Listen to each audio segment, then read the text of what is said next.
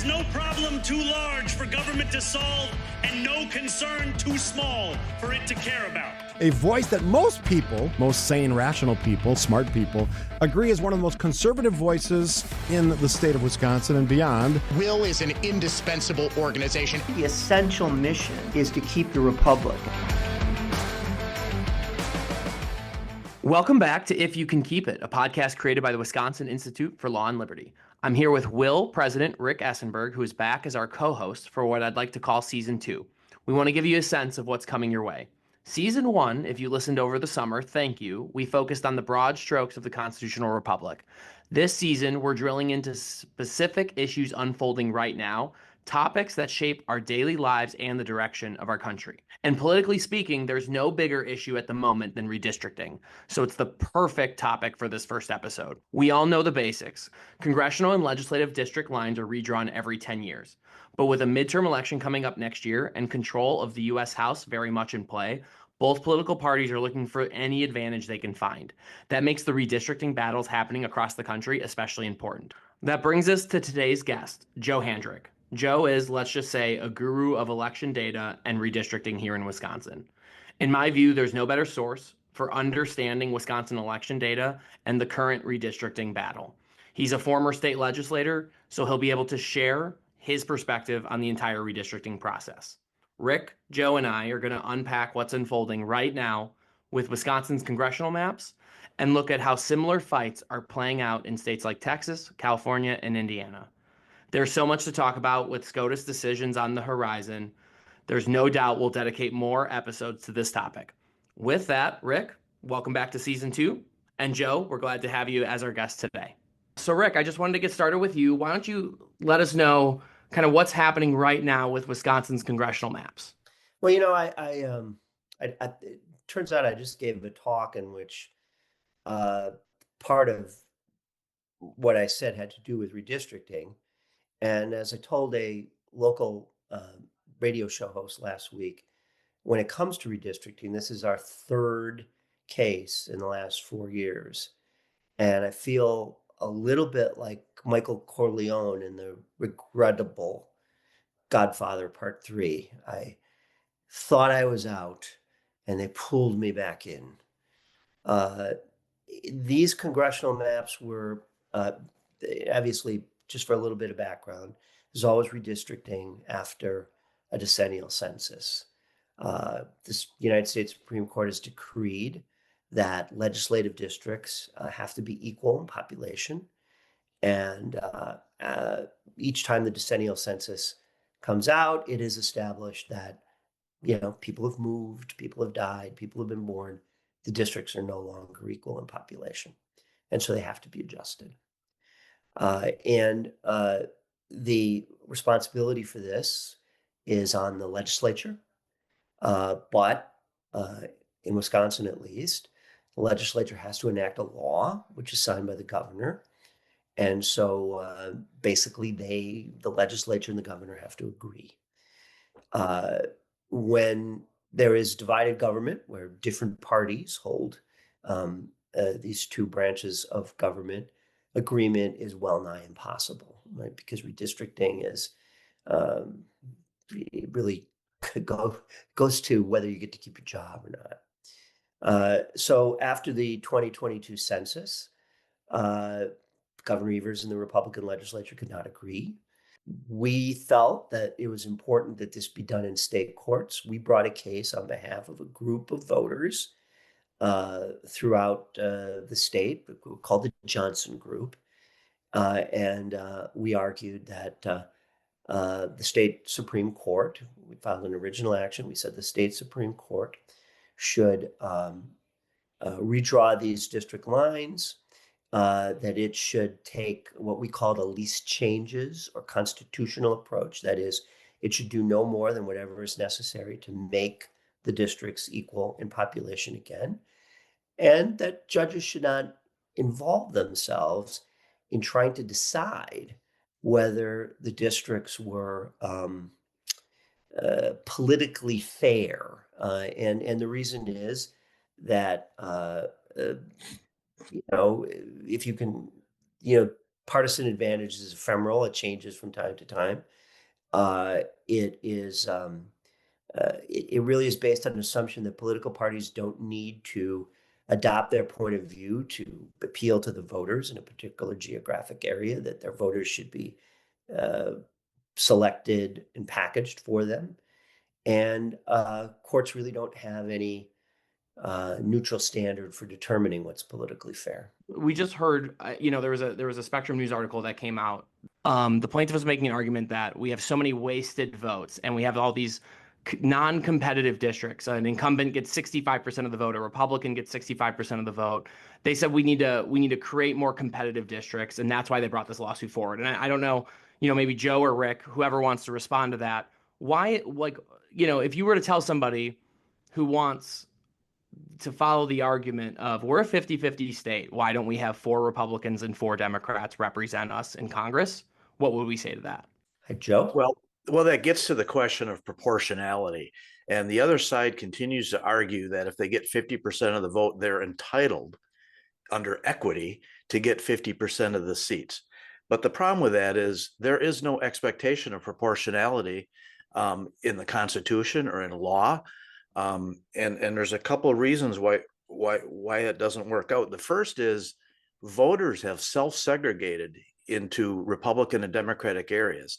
Especially Democratic voters have chosen to cluster themselves in just a few select cities in Wisconsin, so that even though they make up half of the electorate, when you take the state and divide it into equally proportioned pieces, there aren't going to be as many Democratic districts as there are Republican districts because of that Democratic concentration. And that's one problem with their argument. The other problem is we have single district winner take all elections. And if the Democrats, for example, win the first district with 50.1% of the vote, they get 100% of that district. The Republicans don't get a share of it. There's no proportionality. And there are many districts in the state that either side can win. Sometimes they go Democrat, sometimes they go Republican. These are highly competitive districts. And in the last 20 years, the Republicans have won the lion's share, the vast majority of these highly competitive districts because they've had better candidates who've run on better issues and they've run better campaigns. And this expectation that their share of the outcome should equal the statewide share, again, it's just not founded in the Constitution or in law. And it doesn't work when you have winner take all districts. I would say it's anti-constitutional. I used to teach election law, and one of the first things you did when you got to redistricting is you showed the students how for any given statewide percentage of partisan breakdown, you can get a different legislative composition depending upon where the voters live. You usually use stars and circles to do that. And here, Joe is exactly right. Our decision to have single-member geographic districts is a repudiation of the idea that the composition of the legislature should match the statewide proportion of partisan, Democratic and Republican voters. We could have had a system like that. Some nations do. That's how they elect their legislatures. But we decided not to do that. We wanted single-member districts that were responsive to people who lived in a geographic area. So the parties have to appeal to them. The parties don't get them packaged in a way that allow them to make the same appeals in Kaukauna or Minocqua than they do in Madison and Milwaukee. The other thing I find very interesting about this issue of proportionality that the Democrats make is that they seem to only make it in Wisconsin. If you go to Massachusetts, Republicans regularly get 40% of the vote in the state, but there has not been a Republican congressional representative from Massachusetts since 1994. Republicans get 0 seats, even though they regularly get 40% of the vote. So there's no expectation of proportionality in Massachusetts or Rhode Island or Connecticut or California or other blue states. It's only when it works the other way around that Democrats make this demand that the number of seats should equal their percent of the vote. I think what we're hearing too is, well, Texas is going to redraw its legislative maps. Republicans are going to benefit. I think they're going to pick up as much as 6 seats. Indiana is redrawing its legislative maps, and Republicans are going to pick up a couple more seats than what they've otherwise had. And so I guess politically speaking, how is that different than what's happening, and politically and legally speaking, how is that different than what's happening here in Wisconsin? I think that's really important for people to understand. We have to distinguish between a political outcome and a judicial or legal outcome. So they're without being too blunt about it, the Republicans are doing it in places like Indiana and Texas because they can. They have the votes. Democrats are doing it in places like California because they can. They have the votes. Here, neither party has the votes to impose that type of thing on the other, and so the Democrats are resorting to the courts. And there are all sorts of, procedural problems with what's happened here. I talked about the Clark case. That case, the court adopted congressional maps that were drawn by Governor Evers. There was another attempt in 2023 to set the congressional maps aside. The court rejected those. So now they're taking the third kick at the can. There are all sorts of legal doctrines that say you shouldn't do that. Things with fancy names like judicial estoppel, latches, claim preclusion, issue preclusion. But I think that for purposes of people who are listening to this podcast, the most important one is the one that Joe started with, that there's no expectation of proportionality. There's nothing really wrong with these congressional districts, and courts should not interfere with them because there's no legal basis to do that. And courts don't exercise political power. They interpret the law and they resolve disputes about the law. Now, you can argue that what they're doing in Texas and Indiana and California is a violation of norms and that we really shouldn't do that type of thing. And I'm open to that argument, but it's fundamentally different and not as anti-constitutional as what's happening here in Wisconsin. And I guess the reason it's not anti-constitutional is it's following a process that does exist and is in place, right? Legislatures. I mean, it's just legislation, right? I mean, look, I don't expect legislators. I mean, I know you guys have worked in politics more than I have, and I hope I don't offend you, but I don't expect legislators to be, principled, really. I mean, they have beliefs to like the rest of us do. But they're engaged in politics. They're engaged in sort of the question of who has the most votes and what they can do with them. Courts are not supposed to do that. Courts are supposed to follow legal principles.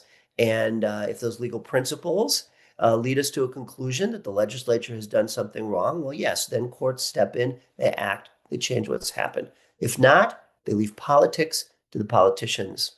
And I hope that's what happens here, but I'm not sure it will.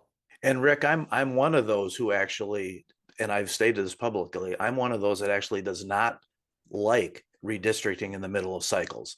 I don't believe the partisan state legislatures should be doing that.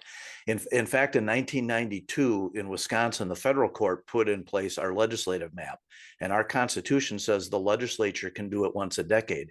So when Republicans took total control in 1994, we could have, and I was a member of the legislature at that time that came in 94, we could have passed a new map in 1995 because we had not done it yet in that decade. But I and others argued, no, we should not be doing this mid-decade. But you hit the nail right on the head. But there is a huge difference. If you, like me, don't believe that legislatures should be doing partisan redistricting in the middle of the decade, then you certainly should not believe that courts should be engaged in partisan redistricting in the middle of the decade. And what's going on in Wisconsin, there's just no two ways around it. This is an effort to get our courts to engage in partisan redistricting to benefit one party over the other. I can't help but return to something that happened. I was describing these cases, and the Johnson case was decided. And then there was another case called Clark, in which the court signaled that it was going to consider the political. It invalidated the maps for what was basically, I think, a silly reason.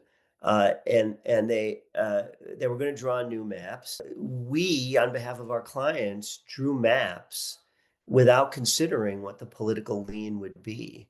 I mean, we turned it off so that we didn't know as we drew the maps, and we came up with maps that were as pure as the driven snow. They were pristine. What made them so pure? They were What, the platonic ideal of maps because they were contiguous, they were compact, they minimized municipal splits, and they hadn't been done with an attempt to favor any political party because we didn't know whether they did or they didn't. And the court appointed experts in that case, and rather than adopt these maps, which were also the modal maps. If you ran 20,000 maps and you looked at partisan lean, they would be right in the middle. They were perfect. And the so-called experts who were appointed by the court in that case said, no, this is a stealth gerrymander. It's a gerrymander without really being a gerrymander. We can't describe it. But what we do know is that we could draw a map in which Democrats could do better, that they could come closer to statewide proportionality. And so if it can be done, it should be done. I still remember the words in their report. In Wisconsin, we can do better. Better in this case, meaning we can gerrymander to make these maps more favorable to Democrats and compensate for the geographic disadvantage they have because their voters are more concentrated. And when politicians do that, I mean, I understand politicians are politicians, but courts ought not to involve themselves in that. And it was fascinating to watch because they literally said that Wisconsin is gerrymandered, and therefore to fix it, we need the court to gerrymander in the other direction to fix it. And I just continue to be baffled by that argument and how many people are willing to make it. It kind of reminds me of, it'd be like if we had a law against suicide and the penalty was the death penalty. It just doesn't make any sense to use gerrymandering to try to fix perceived gerrymandering. Let's potentially flash forward briefly. So let's say there is a new maps are ordered to be redrawn somehow by this judicial panel. How do you think that the Supreme Court of the United States would end up weighing in? They've begun to weigh in redistricting matters in other states. It really depends what happens. I think that there are embedded in this drawing of congressional maps Voting Right Act concerns, and it's very difficult to separate out improper drawing redistrict lines to favor members of a racial group, which it's complicated, but there's an argument that you can do that under Section 2 of the Voting Rights Act. I think that argument is going away. I think that that's going to be verboten. But there's a high correlation between race and the percent voting for Democrats. So there are going to be, I can't say exactly what it's going to be, but there's going to be an issue there. While the U.S. Supreme Court has said that state courts can review maps to ensure that they are in conformity with state law, these are congressional maps. It's a little bit more complicated. The United States Constitution gives the legislature the power to do that. The court has rejected the independent state legislator theory, but it's also indicated that we will step in if what's happened exceeds the normal principles of judicial review. Now, we don't know exactly what that means, but I can tell you, and it would be a lot of inside baseball to get into it, but what's happened here is very unusual. I mean, it's not the way court cases usually proceed in terms of having, these multiple seriatim, kicks at the can, and it also seems to me that I don't know what standard could possibly lead to the conclusion that the congressional maps are gerrymandered to avoid competitiveness or to favor Republicans. I mean, I suppose you could say that you could draw the maps to be more competitive. You could draw the maps to favor to more closely match the statewide proportionality, but those aren't constitutional or legal principles that courts need to be concerned with. Joe can address this better than I can. But you know, these congressional maps in particular, as opposed to the state legislative maps, are generally maps that are the process of negotiation. Again, these were Governor Evers maps, and you know, to say that they're non-competitive, I think is odd. I mean, Derek Van Orden could lose. I mean, he could lose that district. I don't think Brian Stile could lose the first district, but that's because he's a really good politician, right? He's very, very difficult to beat. But if he wasn't there, if it was an open seat, I think that district would be competitive too. Now you have 4 and 4. And so, you know, it's just to say that this is these maps are an assault on democracy and they have to be fixed now or we're, you know, doomed, I just think is crazy. Am I wrong, Joe? No, you're right. And these two different suits also make arguments that actually argue against each other, because the one suit says it's a partisan gerrymander, the other suit says it's an incumbent gerrymander without not enough competition. But if you follow each of those, their logical conclusion, each argument would negate the other. So in these districts, Democrats can win 4 of the 8 districts. They don't, and they haven't. But it's again, it comes down to candidates and campaigns. Tammy Baldwin has won 4 of these 8 districts. The Secretary of State, Democrat for Wisconsin, has carried 4 of these eight districts. We just had a Supreme Court election where the liberal candidate carried 4 of these 8 districts. The only cohort of people who haven't won 4 of the 8 in recent years are congressional Democrats. Not because they can't, it's because they don't. But just a few years ago, the Democrats held the 3rd congressional district. They had an incumbent in there for many years named Ron Kind. He retired. That's a toss-up seat. The Republicans won it and have barely been able to hang on to it since then.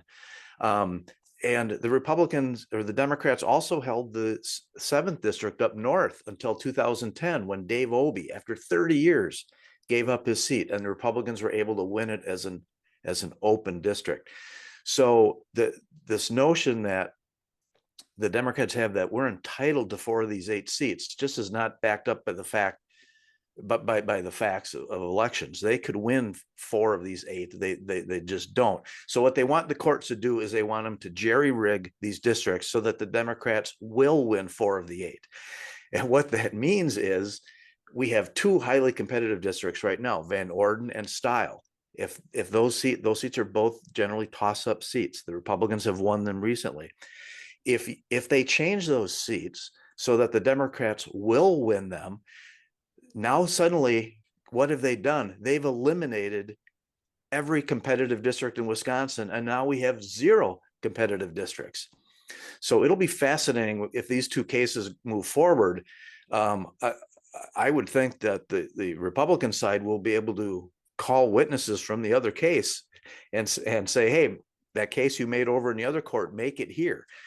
Because as they make their case to get rid of what they claim is the partisan Republican advantage, they would, by definition, be eliminating the 2 competitive districts we have, which wipes out the basis of the second case. That was a really great analysis, I think. And Joe, this is why we brought you on. Joe knows every election in this state and how the results compared to the last one. And I think those were just, it was great. And a quick follow-up to that. When the 7th district went from Obey, the Democrat, to the Republicans won it, that had nothing to do with the map. That happened in 2010, before the new map in 2011 even took place. And when Ron Kind retired just a few years ago, and he was replaced by a Republican in that open district, that had nothing to do with the new map either. In fact, the map that was put in place in 2011 made Ron Kind's district better for Democrats, not worse. And so our congressional delegation, just not that many years ago, was 4-4, And now it's 6-2, and it has nothing to do with redistricting or the map. It has to do with who won those competitive districts when the district did not have an incumbent. One of the things that bothers me about this analysis, Joe, is that they treat partisan affiliation as it's an immutable characteristic. It's like being, black or white or male or female, and it's not that way.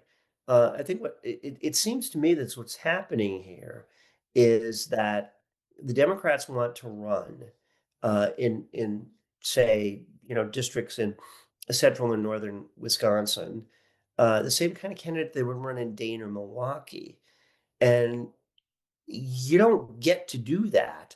In fact, our system is designed so that you shouldn't do that, because there's an assumption here that, there are these things called communities of interests, which are defined geographically. And, the people in Wausau have different interests than, the people in suburban Milwaukee or the central city of Milwaukee. And so if you want to win in Wausau, you got to talk to the people in Wausau. You have to ask them what they want, and you want to give them a candidate that they think that they can vote for. And that doesn't happen. Everybody wants to run a candidates that are attuned to their most devoted bases. Rick, that you raise a brilliant point, and that is they also seem to believe that the nature of the districts and their partisanship doesn't change either. And I'll give you a couple examples. Elm Grove, Wisconsin, right outside of Milwaukee County. It's sort of surrounded on three sides by Brookfield and on one side by Milwaukee. Mitt Romney carried Elm Grove with 68% of the vote in 2012. That's not that long ago. And he lost Wisconsin. Donald Trump just won Wisconsin, and he did not carry Elm Grove. Elm Grove has completely flipped from red to now light blue. Meanwhile, Forest County up north, which used to be a solid blue, rural blue dog Democratic county, now every single township in that county is deep solid red, only 10 years later. So if they adopt a map that fixes what they claim to be this efficiency gap, it might fix it today, but within a couple of years, as the voters continue to shift and the electorate continues to change how it votes, and areas grow and shrink, and some become more blue and others become more red, new efficiency gaps would emerge. What are we going to do? Redraw the map every 2 years to address the last election? It's absolute madness. And that's, again, goes to why I believe redistricting should be done once a decade, at the start of the decade, to even out the population differences. And that's it. Leave the partisanship completely out of it. Yeah, I mean, if anybody thinks that they know what's going to happen, who's going to go where in the post-Trump era, they're fooling you. They may make educated guesses, they may have great arguments, but nobody really knows. So Joe kind of gave his kind of initial take as to what the process should be. And I think, we laid out some problems, but Rick, my question for you, and then Joe, I have another question I want to go back to you with. But Rick, what is like the conservative position on redistricting? What should a true classical rule of law conservative say is the solution here? Because we do think that, there should be changes. We don't agree with the process right now that's happening, and maybe the courts addressing this. So what would be a long-term fix potentially at the state level or at the federal level that could address this? Yeah, I mean, so conservatives have tended not to. They have generally taken the view that the law shouldn't recognize a cause of action for partisan gerrymandering. And the reason is not because they think partisan gerrymandering is good.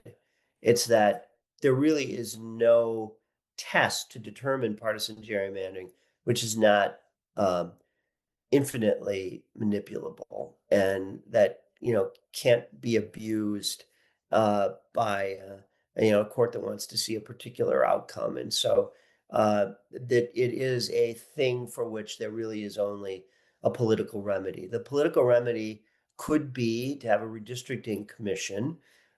In theory, that might be fine. But the problem with these nonpartisan, neutral commissions is that they don't really get rid of the politics. They just drive it underground so that you can't see it. And so maybe the best thing to do is just have an old-fashioned slugfest, where people get up, they make their arguments, they show the public what's happening, and the public can decide whether to reward or punish people for the outcome. I don't think that communities of interest should be decided on, racial grounds, nor should, get back to this point I made later, should partisan affiliation be decided, be a factor that determines who is a community of interest, right? We don't want to go to Eau Claire and say, well, the community of interest here is Democrats, because there's lots of Democrats associated with UW Eau Claire.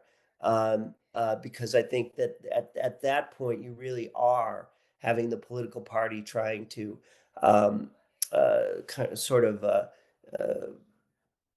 get districts together, which will be responsive to their preferred political positions and not the organic preferences of a district that's determined without regard to partisan affiliation. I want to ask Joe specifically about the Iowa redistricting model, which is for our listeners is kind of a nonpartisan. A random map is generated. The legislature gets to vote on it and up and down. I've lived in Iowa for a little bit. It does really take politics out of the process. Both sides in Wisconsin, both political parties, fun fact, have made the case for and against the Iowa redistricting method. The Democrats most recently are now opposed to it because speculation, they have the courts that they need to make the decisions they want. But Joe, they specifically said Iowa is so demographically different than Wisconsin, we could never pull this off.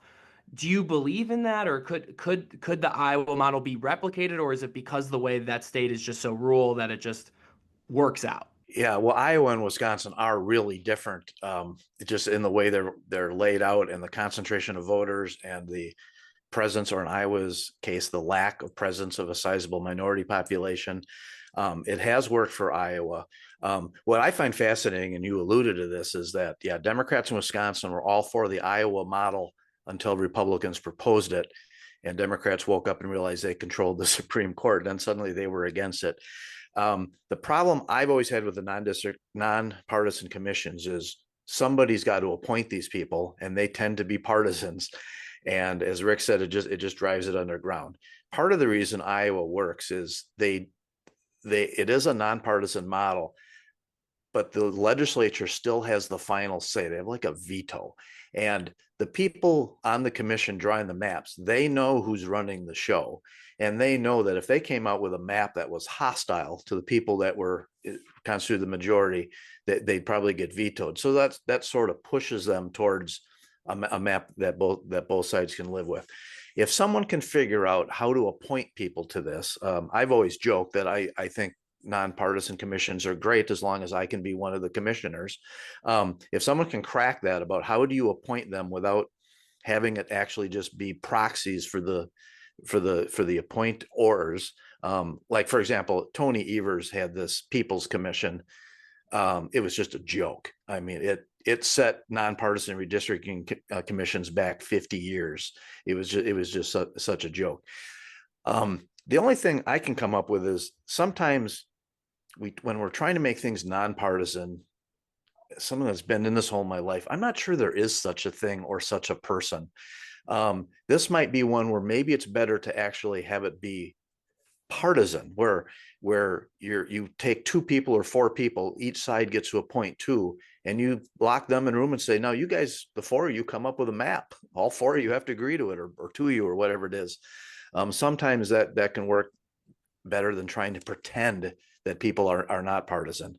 The downside to that is that was sort of the model for our elections commission, was to put equal numbers of both parties on there, and we're finding out that sometimes that doesn't work out so hot either. Yeah, that's because you're right, Joe. There's no such thing as nonpartisanship. Pat, I said, I think that it works in Iowa because of Iowans. Minnesota nice is an oxymoron. Wisconsin nice is an exaggeration. Iowa nice is more or less true. Rick's exploring a run in the Iowa caucuses, and so he just wants to be ready for that. So he's already off to a great start. I think we're gonna revisit redistricting again. I think there's far more that's gonna happen with SCOTUS and on this issue, and we're gonna continue to see the Wisconsin issue play out. And of course, we will be back to revisit all of those developments. But I do want both Rick and Joe to kind of leave our listeners with this. It's our smart take segment. It's like, how can we help people become a little better informed on these issues? And so, Rick, if there's a tweet, an account, or an article about redistricting that could just shed some more light on this topic to help people become more informed, where should they go? Well, I think you should follow Joe Handrick's X account. Actually, I mean, I just don't. Particularly when it comes to Wisconsin, I don't think there's anybody that knows better than Joe about these things, and you'll learn a lot if you follow him. That would be my vote as well. But Joe, we're going to put you on the spot. If you have anyone else you want to point us to, or where you like to get some. I'm going to do a little back at you, and I've said this publicly many times, so this is not just kissing up to the host. But when it comes to the legal analysis on redistricting, the Wisconsin Institute for Law and Liberty, it does the best job out there in Wisconsin. And so you have to follow Will on that issue. When it comes to the specific matter of these congressional maps, I will say, and Rick, I appreciate you saying what you did, but on May 12th through 20th of this past year on Twitter or X, if you look me up, I'm at Joe Manacqua. I did a whole series of Twitter threads that really exposed the entire silliness of these challenges to the congressional maps. When the challenges were first being made to the state Supreme Court, and there's multiple threads and they're quite long, but it goes through and just point by point just exposes just what bad public policy, what bad legal precedent this would be. And that was, again, May 12th and 20th through 20th of 2025. We did that. But when it comes to keeping up, moving forward, and knowing that particularly the legal analysis, you have to follow Rick and his team at Will. I do promise our listeners that our guests will not, recommend each other every episode. I do think there's a unique situation here. I've followed Joe and his election analysis for a long time. I have reporters ask me what's going on in Wisconsin, and I just screenshot your Twitter account all the time. So this is a unique situation. And obviously, Wisconsin Super Law and Liberty has been battling redistricting cases for several years, and I don't think this is the last we're going to hear about this topic. That's a wrap on episode 1. As we said earlier, we're going to be drilling into issues unfolding right now, topics that shape our daily lives and the direction of our country. So stay tuned to If You Can Keep It, a podcast created by the Wisconsin Institute for Law and Liberty. Thanks so much for joining us, and to our listeners, we appreciate you all.